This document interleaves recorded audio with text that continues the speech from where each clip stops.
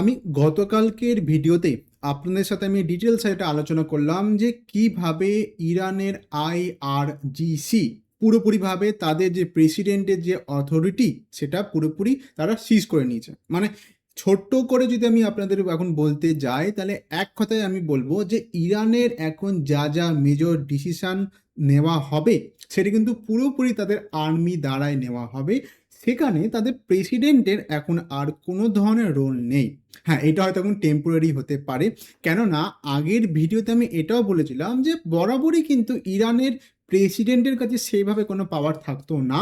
তাই এখন যে তার কাছ থেকে পুরোপুরিভাবে পাওয়ারটা কেড়ে নেওয়া হয়েছে, এটা এমন যে ভীষণ ব্রেকিং একটা নিউজ তা কিন্তু নয়। কিন্তু আজকের এই ভিডিওতে আমি যে বিষয় নিয়ে কথা বলবো সেটা কিন্তু একটুখানি আলাদা। আমি আজকে আপনাদের সাথে কথা বলবো যে একদিক থেকে ডোনাল্ড ট্রাম্প যখন বলছেন যে তিনি এখন বুট অন গ্রাউন্ড এই অপারেশনটা চালাবে। বুট অন গ্রাউন্ড মানে হচ্ছে যে এবার ডাইরেক্ট ইরানের মাটিতে আমেরিকার সোলজারের পা আসবে। মানে একদম সোজা ভাষায় যদি আমি বলি তাহলে ইরানের মাটিতে এবার আর্মি যাবে এবং যাবতীয় তাদের যে কার্যকলাপ সেটা তারা করবে।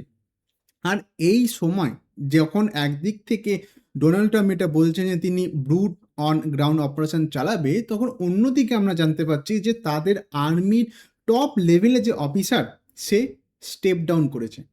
এমন না যে তাকে সরিয়ে দেওয়া হয়েছে, সে কিন্তু নিজের ইচ্ছাতে স্টেপ ডাউন করেছে। তার যে সময়কাল আছে সে সময়কাল কিন্তু জানা যাচ্ছে এখনো আরো 1 বছর ছিল। মানে 4 বছর তারা এই পদে থাকতে পারে। তার এই 4 বছরের টেন্ডিওরটা কমপ্লিট না করেই তার আগেই তিনি নিজে থেকে এখান থেকে স্টেপ ডাউন করলেন। কিন্তু যেটা সব থেকে ইন্টারেস্টিং এবং মজার বিষয় হচ্ছে যে আমরা যে সময় নিয়ে এই কথাটা বলছি সেই সময়ে কোনো একটা দেশের আর্মির চিফ অফিসার যদি স্টেপ ডাউন করে নেয় তাহলে সেটা কিন্তু মোটেও যে একটা খুব ভালো সাইন তা কিন্তু নয়। আমি এবার আপনাদেরকে ওই নিউজ রিপোর্টের ওপর একটুখানি ফোকাস করতে বলবো, যেখানে ওয়াশিংটন পোস্টে এর নিউজটা বেরিয়েছে। কি লেখা আছে একবার পড়ুন। Defence secretary peat হেগসেট asks army top officer to step down. The move comes amid the war in Iran and is the latest in the series of clash between Hegseth and the senior leadership. এই লোকটা এতদিন ধরে army chief পোস্টে ছিল এবং এনার জায়গাতে যে লোকটা এসেছে তার তার ছবিটা আমি দেখাবো। সেটা হচ্ছে এই লোকটা, এনার নামটা হচ্ছে জেনারেল ক্রিস্টোফার লানিভ। কবে থেকে এটা চালু হয়েছে? এপ্রিল মাসের 2 তারিখ থেকে। আজকে আমি ভিডিওটা বানাচ্ছি 3 তারিখ, মানে গতকাল তিনি এই নতুন পদে নিযুক্ত হয়েছেন, যেটার নাম হচ্ছে কিন্তু ডিপার্টমেন্ট অফ আর্মি স্টাফ। এই যে পদটার কথা বলছি এটা কিন্তু কোনো ছোট মোটো পদ নয়, এটা একটা বিশাল বড় পদ। মানে একদিক থেকে আমরা বলতে পারি একটা আর্মির যে কন্ট্রোল করবে তার হেডই যদি এই যুদ্ধের সময় চেঞ্জ করে দেওয়া হয় তাহলে এর থেকে আমরা পরিষ্কার বুঝতে পারছি যে ডোনাল্ড ট্রাম্পের যে অ্যাডমিনিস্ট্রেশন তার সাথে কিন্তু এনার মতামতের একটা ভীষণ বড় বিভেদ দেখা যাচ্ছিল, যার থেকেই এটা বোঝা যাচ্ছে যে তাকে এখান থেকে সরানো হয়েছে বা সে নিজের ইচ্ছাতেই এখান থেকে সরে যাচ্ছেন। দেখুন, এই বুট অন গ্রাউন্ড অপারেশনটা যবে থেকে ডোনাল্ড ট্রাম্প অ্যানাউন্স করেছেন, যদি এখন এটা পুরোপুরিভাবে কার্যকলাপ হয়নি, কিন্তু আমরা অলরেডি জানতে পারছি যে আমেরিকা থেকে বিভিন্ন ওয়ারশিপ কিন্তু পাঠানো হচ্ছে, যেখানে ভোরে ভোরে সোলজার্স আছে ইরানের পাশে যাচ্ছে এবং কিছু দিনের মধ্যেই তারা হয়তো ইরান ইনভেড করতে শুরু করে দেবে। আর অন্যদিকে আমরা এটাও জানতে পারছি যেখানে ডোনাল্ড ট্রাম্প পরিষ্কার একটা কিন্তু মানে স্টেটমেন্ট দিয়েছেন যে নেক্সট 1-2 সপ্তাহের মধ্যে তারা ইরানকে এমনভাবে হেভিলি বম্ব করবে যে তাদেরকে আমেরিকা স্টোন এজে পাঠিয়ে দেবে। আমি এই বিষয়ে আপনাদেরকে একবার নিউজ আর্টিকেলটা দেখিয়ে দিই, যার রেসপন্সে কিন্তু ইরানের তরফ থেকে একটা মজাদার রেসপন্স এসছে। কি লেখা আছে একবার পড়ুন। You know nothing. মানে আমেরিকার প্রেসিডেন্ট ডোনাল্ড ট্রাম্প এত কিছু কথা বললেন আর তার রেসপন্সে ইরানের তরফ থেকে বলা হচ্ছে যে ইউ নো নাথিং। আমি যদি এই কথাটাকে বাংলায় অনুবাদ করি তার মানেটা কি হচ্ছে? মানে হচ্ছে যে তুমি কিচ্ছু জানো না। এবার এই যে কথাটা তারা বলছে, এর পেছনে কিন্তু কারণ যথাযথ ভালো মতো আছে। আমি প্রথমে আপনাদেরকে একটু সাইকোলজির কথা বলি। আমাদের এটা মানতে হবে যে একটা দেশ যখন অন্য দেশের ওপর ইনভেড করতে যায়, তখন কিন্তু একদিক থেকে মানে যে দেশে তারা ইনভেট করতে যাচ্ছে তাদের দিক থেকে যদি আমরা দেখি, তাহলে তাদের কি করতে হবে? মানে তাদের মধ্যে কি সাইকোলজি কাজ করবে যে এটা আমাদের দেশ, আমাদের এই দেশটাকে ডিফেন্ড করতে হবে। আর যারা ইনভেট করছে তাদের দিক থেকে যদি আমরা সাইকোলজির দিক থেকে বুঝি, তাহলে তাদের মাথায় কি কাজ মানে কি কথা চলছে? তাদের তরফ থেকে তারা ভাবছে যে আমাদেরকে এই দেশটাকে কবজা করতে হবে। কিন্তু এটা মানে ইতিহাস যদি আমরা একটু ঘাঁটি, তাহলে ভালো মতো বুঝতে পারবো যে কোনো দেশই যদি কোনো দেশের ওপর ইনভেস্ট করতে যায়, বেশিরভাগ সময় কিন্তু যে দেশটা ডিফেন্ড করে, মানে যে দেশের ওপর তারা ইনভেস্ট করতে যাচ্ছে, তারাই কিন্তু জেতে। আমি যদি রিসেন্ট টাইমের ২-৩টে যদি আমি আপনাদেরকে উদাহরণ দিই, তাহলে সবথেকে ভালো উদাহরণ হবে ইউক্রেন। হ্যাঁ, আমি মানছি ইউক্রেনের ব্যাকবোনে প্রচুর সাপোর্ট তারা পাচ্ছে। আবার একদিক থেকে আমরা যদি অন্য একটা যদি উদাহরণ হিসাবে নিই, তাহলে সেটা হচ্ছে আফগানিস্তান। আফগানিস্তানের কথা একবার ভেবে দেখুন বন্ধুরা। আমেরিকা আফগানিস্তানে ২০ বছর ছিল। আর আফগানিস্তানে ২০ বছর থেকে তারা কি করতে পারলো? একবার এই প্রশ্নটা একবার যদি আপনারা নিজেকে জিজ্ঞাসা করেন, তাহলে বুঝতে পারবেন যে আমি কেন এই কথাটা বলছি। যে ইরানকে ইনভেড করে আমেরিকা একটা সাকসেসফুল এখানে মিশন চালাবে, তার চান্সটা খুবই কম। আর এই কারণের জন্যই আমেরিকার যে আর্মি টপ জেনারেল অফিসার ছিলেন, তিনি তার পদ থেকে রিজাইন করে দিয়েছেন। কেননা তিনি ডোনাল্ড ট্রাম্প বা তার অ্যাডমিনিস্ট্রেটরের মধ্যে যারা যারা আছে তাদেরকে বোঝানোর চেষ্টা করছে যে এই প্ল্যানটা কিন্তু মোটেও ডোনাল্ড ট্রাম্পের মন অনুযায়ী যাবে না। কেননা আমি যার ব্যাপারে কথা বলছি, আমি যদি এনার হিস্ট্রি যদি একটু বলি, তাহলে খুব মজাদার কিন্তু। ইনি কিন্তু একদম নতুন কোনো জেনারেল নয়, এনার কাছে যথেষ্ট কি বলবো নলেজ আছে এবং এক্সপিরিয়েন্সও আছে। আমি আপনাদেরকে আরেকটা জিনিস দেখাচ্ছি।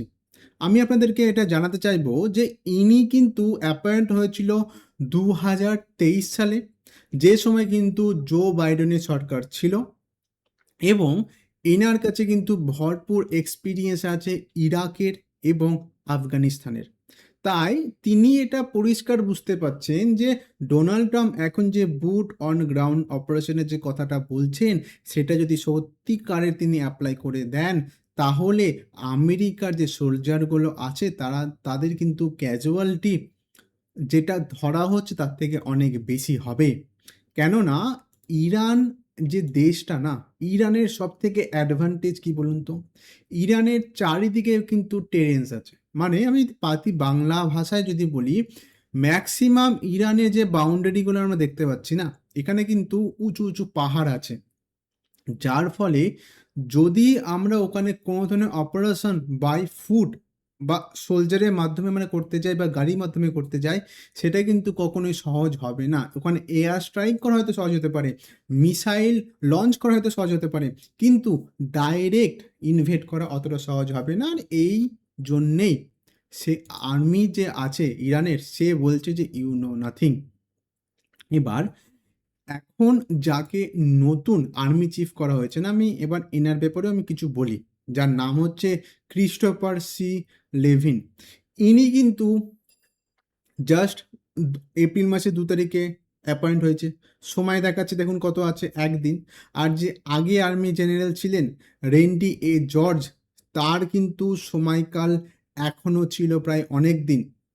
কেননা এপ্রিল মাসের ২৬-এ তিনি লিভ করেছেন, কিন্তু এইটা কিন্তু হয় ৪ বছর, মানে ২৭ সালে তার লিভ করার কথা ছিল। ঠিক আছে, এবার আমি ক্রিস্টোফারের ব্যাপারে কিছু বলি। পিট হেগসেট, যে হচ্ছে আমেরিকার ডিফেন্স সেক্রেটারি, তার কিন্তু খুবই ক্লোজ একজন মানুষ এই মানুষটা, ক্রিস্টোফার। আর সেই কারণেই বিভিন্ন নিউজ রিপোর্টের মতে তাকে নিযুক্ত করা হয়েছে।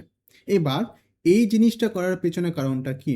কারণ বন্ধু একটাই, যাতে করে আমেরিকার প্রেসিডেন্ট ডোনাল্ড ট্রাম্প যখন কোনো ইনস্ট্রাকশন বা অর্ডার দেবেন, তার কাউন্টারে যেন কোনো ধরনের কোনো মন্তব্য না আসে। মানে ডোনাল্ড ট্রাম্পের কথায় যে হ্যাঁ বলবে আর ডোনাল্ড ট্রাম্পের কথায় যে না বলবে, তাকেই ডোনাল্ড ট্রাম্পের অ্যাডমিনিস্ট্রেশনে রাখা হবে। আর এই জন্যেই তাকে মানে রেন্ডি জর্জকে সরিয়ে দেওয়া হয়েছে তার পদ থেকে। বন্ধুরা, এর সাথে কিন্তু আমি আরও একটা নিউজ এখানে অ্যাড করে দিতে চাইবো। জানা যাচ্ছে কিন্তু এটা একদম রিসেন্ট নিউজ, সেজন্য আমি এখানে অ্যাড করে দিচ্ছি যে আইআরজিসি আমেরিকার ইউএস পাইলট যে কিন্তু F-35 থেকে ইজেক্ট করেছে, মানে অলরেডি জানা যাচ্ছে যে তাদের F-35 জেটকে তারা শুট ডাউন করে দিয়েছে আইআরজিসি। এবং সে সময় যখন পাইলট নিজের জীবন বাঁচানোর জন্য প্লেন থেকে মানে ইজেক্ট করে বেরিয়ে গেছে, তখন আইআরজিসি তাকে ক্যাপচার করে নিয়েছে। এবার এইটা কিন্তু ক্লেম করছে ইরান সরকার, তাই তো? এবার এটা পুরোপুরি জেনুইন কি জেনুইন না সেটা আমরা এই মুহূর্তে বলতে পারবো না, কিন্তু যেহেতু এটা ইন্ডিয়া টিভির নিউজ হেডলাইন থেকে আমি এটা দেখতে পাচ্ছি, তাই এটা যদি সত্যিকারের হয়ে থাকে তাহলে আমি বলবো যে একটা প্লেন হারানোর থেকে কিন্তু অনেক বেশি কস্টলি একটা ফাইটার জেটের যে পাইলট তাকে হারানো। কেননা একজন ফাইটার জেটের পাইলটকে ট্রেনিং করতে কিন্তু প্রচুর সময় লাগে, এবং যে কেউ কিন্তু কোনো একটা ফাইটার জেটের পাইলট হতে পারে না। যেমন একদিক থেকে তাকে মানসিকভাবে প্রচুরভাবে কঠোর হতে হয়, প্রত্যেকখানা পরিস্থিতির সাথে তাকে মোকাবিলা করার জন্য প্রস্তুত থাকতে হয়, তেমনই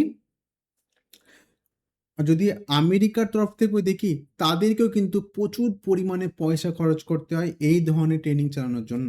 তাই একটা আমেরিকার জেট প্লেন যদি শুট ডাউন হয়, তার থেকে বলা হয় অনেক বেশি কস্টলিয়ার যদি সেই জেট প্লেনের যে পাইলট সেও যদি মারা যান বা ক্যাপচার হয়ে যান। ঠিক আছে বন্ধুরা, আমি আজকের এই ভিডিওটা এখানেই শেষ করছি। এ রিলেটেড ভবিষ্যতে আরও যদি কোনো আপডেট আমি পেয়ে থাকি তাহলে অবশ্যই আপনাদেরকে আমি ভিডিও করে জানাবো। এতক্ষণ পর্যন্ত যদি আমার এই ভিডিওটা দেখে থাকেন তাহলে অসংখ্য ধন্যবাদ। আবার দেখা হচ্ছে পরে কোনো এক ইম্পর্টেন্ট জিওপলিটিক্যাল নিউজের সাথে।